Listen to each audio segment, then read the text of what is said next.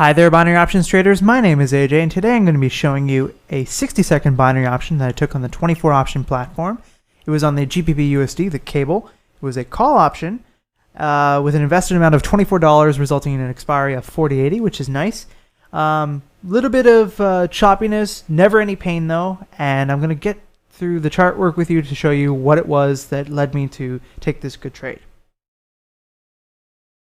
So over here I have my MetaTrader chart. It's a 1-minute chart as usual, and as you can see, it was sort of not really ranging, but it was just sort of moving in the same area.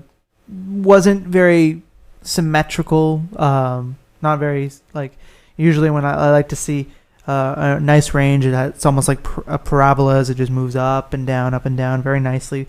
There was a little bit of choppiness almost, but there was a good hint of a good trade right over here with this Bollinger play that I like to usually use, which basically where the price stepped out for a bit right over here out of the Bollinger bands. So when it did, I basically bought it at that strike price, and the resulting next candle was inside the Bollinger band.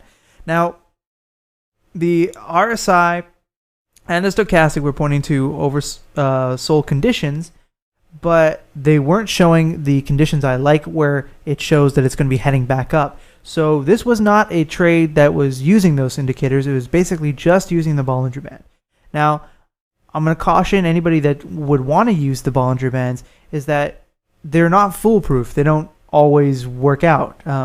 I mean, it's basically a bell curve of probability. So you have a standard deviation of what price should do. So when it steps outside, it's basically at abnormality.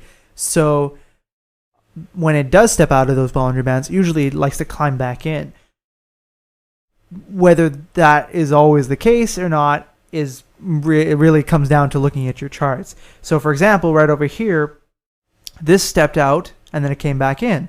But as you can see over here, it stepped out, came back in, but it started to drop. And if I had saved the further charts, but I didn't have a chance to, the price continued to move down. So be careful when you're using Bollinger plays. If you plan to use them or you want to try them out, just be sensible. Look for good strike price, usually at the lower end of the wick, and usually you'll come up profitable.